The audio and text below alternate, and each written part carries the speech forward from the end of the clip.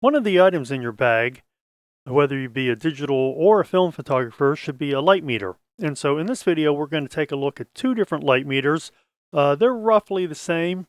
They're roughly the same price, I guess I should say, and operate very similarly. Not identically, but very similarly. So let's take a look.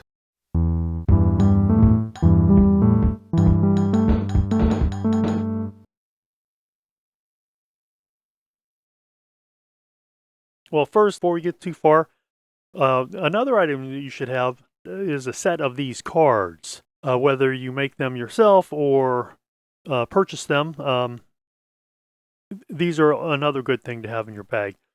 So this is supposedly pure black.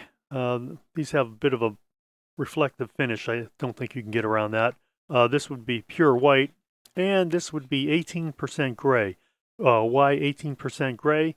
I'm not exactly sure when they figured it out, but 18% gray is really if you take all the tones in an average scene, it comes out to 18% gray. So a gray card, otherwise known as the gray card, is a good way for you to meter a scene if if it has a lot of different tones and you're really not sure. You can just hold this in front of your subject, take a meter reading off of that. Of course, you got to get up real close to it, and set your camera manually to whatever aperture and shutter speed that is indicated by your camera meter. You can also use these in conjunction with these two meters. So let's put this away real quickly and talk about these two meters. For sure, there are other light meters on the market. These are two long-time makers of light meters, Gossen from Germany and Sekonic from Japan. Gossen produces.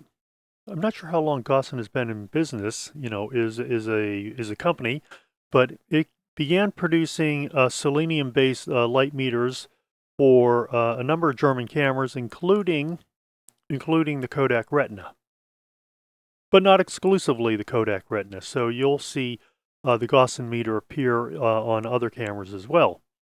And then it began to produce a series of handheld meters, first selenium-powered meters, later CDS, cadmium sulfide, and then silicon blue. And it produced meters. I should say that both companies produce meters for amateurs as well as professionals. Studio meters, flash meters, and on into the digital world. You'll notice how similar these two look. This is the Lunastar F, and this is the Sekonic L318. I was really looking for the 328, but I couldn't find one in working condition and at a price that I felt was reasonable. I ended up purchasing this one.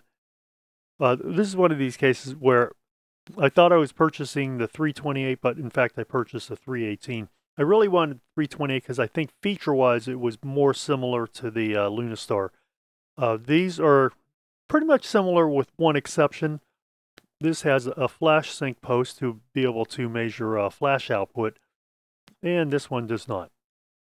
Otherwise, you're going to notice a lot of similarities. They both have rotating metering heads. They both feature domes, these little white domes, and we'll talk about the purpose of those. And for the most part, they can be operated with one hand. This one has an on-off switch. This one does not. This one turns on as soon as you press one of the buttons on the meter. And this one, as I mentioned, definitely has an on-off switch. This is a little attachment that can be used with this meter. And we'll talk about that in a bit. So these are both reflective and incident meters. So what's the difference between a reflective light meter and an incident meter? A reflective meter measures the light that is reflecting off of your subject. So let's say this is your subject. A reflective meter, as I mentioned, measures the light that comes off of your subject. An incident meter measures the light that falls onto your subject. So you meter the two things very differently. An incident meter is always going to be more accurate because the dome prevents the meter from seeing varying degrees of light. The meter only sees an average of existing light that falls onto the dome. reflective meter, of course, will measure light areas and dark areas, and that's where you can sometimes get in trouble. And we'll demonstrate that very shortly. So let's go back to our 3 cards here. We have black, we have gray, and we have white. Well, first let's do this. Let's turn on both of these meters. And you can see how simple that is. I have them both set up for ISO 400 or ASA 400. It's really the same thing. Let's take a reading here. 2.815, and let's change this one to 2.8. 2.8 1/15 of a second. I've done some extensive tests on these, and these two are very much in alignment. They're very rarely off from each other. To change the ISO on each of these is a bit different. So with this one, press this button,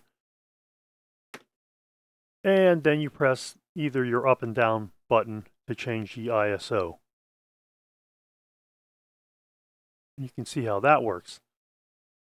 So with this one, you move this indicator until it's over ISO, and now you can change the ISO. All right. Then you move it back. So here, in this case, you can adjust the aperture, and it will indicate the correct shutter speed. And in this, you would adjust the shutter speed, and then it will indicate the correct aperture.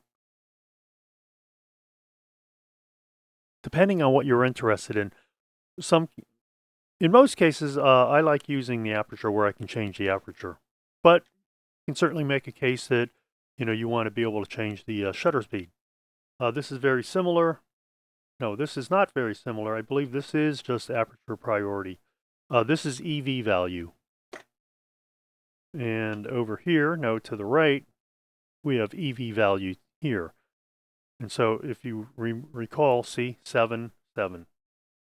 So we are getting similar measurements. If I were to tilt these forward a bit, of course, the amount of light now falling on those domes is going to differ slightly. And you can see now that it is still 2815. What if I were to point these downward? Let's point these domes downward. These little heads rotate in different directions. This rotates this way, and this one rotates this way. All right, let's change this back to 2.8. And you can see, once again, we're getting the same measurement. f2.8 at 1/4 of a second. And that's always good to see, because now you know that you really have 2 meters that are either both inaccurate by the same amount, or we can presume that they both are providing the same measurement, light measurement. Now we're going to set up these cards here. Let's set them up right in front of us, and we'll figure out a way to prop them up. Now let's remove these domes. By removing the dome, now we have a reflective light meter. So now we're going to be measuring the light that is coming off of each card. So once again, let's turn the heads.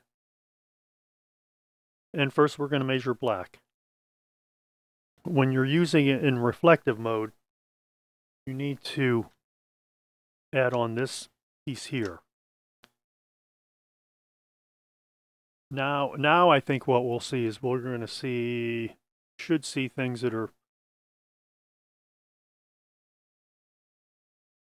yes, now you can see how we're getting identical readings. 2.815, 2.815,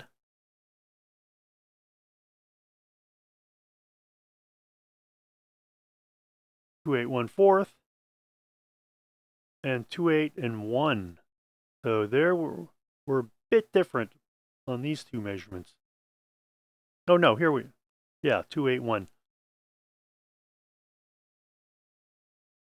I might be inclined to use this one simply because I think it's probably been more consistent among the, across all 3 shades. Open these up a little bit wider. Okay, so now when we look at the 3 tones, black, 18% gray, and white, we should be able to do measurements on each of these. This meter,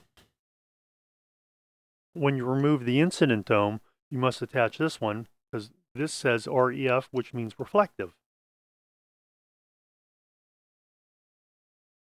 So let's see if there's any variations between the two meters.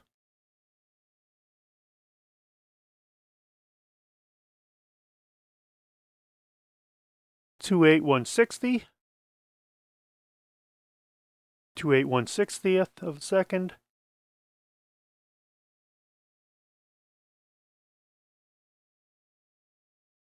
28115, 28115. Let's see how it deals with the black one. 284. Now, here's the one where it has a variation. In this instance, this is showing 1/4 of a second. This is showing 1 second. So which is correct? Good question. Right? And so this is where meters can sometimes be fooled and give you an incorrect setting. So obviously, this one is a 2-stop difference. Should we trust one over the other? Hard to say. But if I were using both of these meters at the same time, I probably would shoot one frame of each.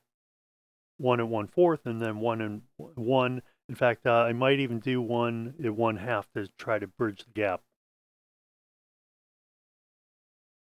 Now the Sekonic meter has an extra accessory, and that goes on here.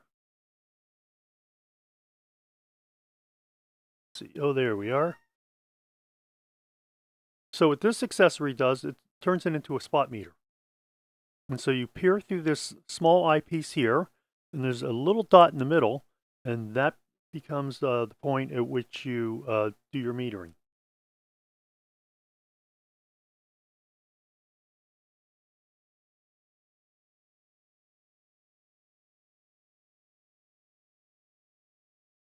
So here it's saying out of range.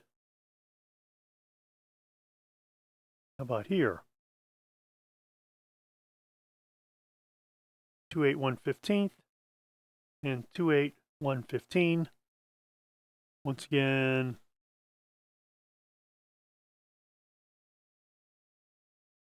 281/30, 281/15.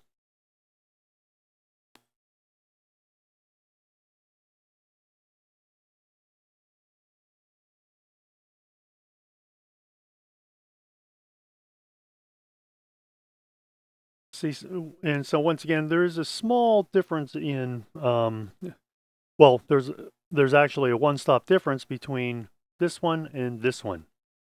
And here, this really struggles with this one, whereas this meter has really no problem reading that 1 second. So what would you do to resolve this, or which meter should you trust? I might tend to trust this one more, simply because it's been giving me fairly consistent readings across all three, whereas this one has given me different readings depending on what accessory I'm using. And so what does that say? What it says is that this meter doesn't have quite a good a range as this meter. The price of both of these meters was roughly the same. I believe this one cost me, I want to say, about $50 to $60, and this was pretty much the same thing. And so what do we learn from this? What we learn from this is using incident metering, that is the light that falls onto a subject, is certainly much more accurate than trying to read off of a scene. A spot meter is always going to be useful. Of course, the power of a spot meter is really understanding how to use it. This, by the way, was purchased as a separate accessory. Both of them come with small little slip cases. This one is just a slip case. There's no padding in it. The Gossen case, however, is padded. Not heavily padded, but it's lightly padded, so it does add some cushioning. Although I've removed it, this has a small dome which is used to measure flash output. This has a top with a flat translucent disc, and I'll show you what that looks like. And you can see it is not a dome. It's slightly convex. I need to read up and find out exactly when, in what instance would you use this. This light meter also times out after 2 minutes of inactivity, so you never have to worry about turning it off. Let's take a real quick look, see what powers both of these meters. As I mentioned, this one has an on-off switch and this one powers off by itself. This one is powered by a 9-volt battery. At the moment, I'm using a lithium battery. I've used lithium batteries in another meter, and that battery lasts for years, literally years. And I don't mean like 3 or 4 years, I mean like 7 or 8 years. This uses a single AA cell. Once again, I have a lithium battery in here. I don't know the longevity of this. I would suspect with the lithium battery, it's going to be longer than an alkaline. What's nice about the lithium batteries is you're going to get, for both of these, is you're going to get consistent voltage through the working life of the battery. This meter has some operating instructions, which is always nice to have. This does not. So it does require you to read the owner's manual. Both of them fit in your hand pretty well. Let's check the weight. It feels to me like this Sekonic is slightly lighter, but let's see. There's a Sekonic coming in at 4.3 ounces. And here's the Gossen coming in at 5.5 ounces. So that's a minor 1.2 ounce difference. And I would guess that the heavier weight probably is the use of the 9-volt battery as opposed to the AA cell here. So what's nice about both of these meters is they're small. They can easily slip into a bag. As you can see, they can handle both incident and reflective metering. The Sekonic has the advantage of offering a spot meter accessory. I probably would do some more testing side by side with another meter to really check the accuracy of the reflective meter. This one seems to be pretty consistent, and I probably would keep either in my bag. As a film photographer, particularly if you're using those older cameras that don't have a light meter, and that's pretty much everything made from, I would say, pre-1960 all the way back. These are going to be invaluable. I know a lot of people like to say, well, I just guess I'll just use the Sunny 16 rule, but there are times when, obviously, when that is going to be more difficult to apply. And I really like using an incident meter when possible. There are times when you can't use it when you're doing a landscape and there's a mountain that's probably 40 or 50 miles away that is in different light than you are. This is the meter that I've been using for many years. This is a Zeiss Ikon IcoFo T.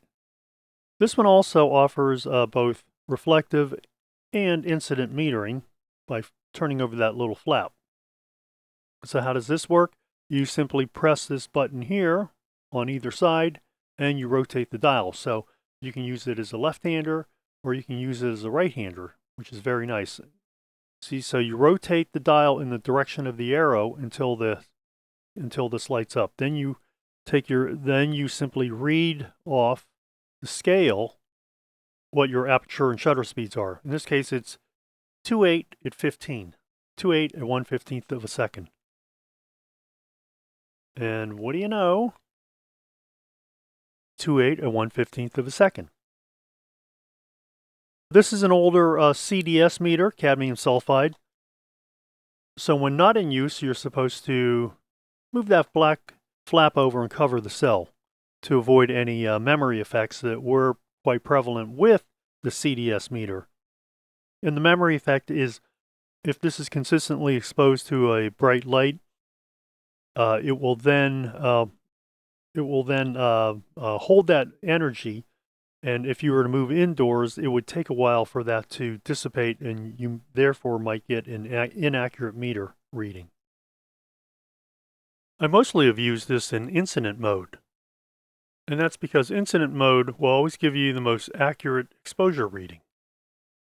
The issue of it retaining any energy has never been a problem because I keep it in this case when it's not being used. And the case is light tight. You can see how it's attached by a chain. So this usually is attached to my camera bag, one of the loops in my camera bag, so I just pull the meter out, check my setting, read my aperture and shutter speed, slip it back in the case, and then I'm finished. Obviously, none of these meters are going to be convenient when you're constantly shifting between different lighting situations. But I still believe it's really essential to you keeping a small handheld light meter in your camera bag. And so when you put these meters back into the slipcase, rotate their heads so they're facing to the left. And so now we've reached the end of this video. If you enjoyed this video, give me a like or subscribe. Feel free to leave a comment below, or you can send me an email at contact@camera-talk.net. You can click that icon in the lower right corner of the screen for more content about cameras and photography. And I hope that you'll join me on my next video.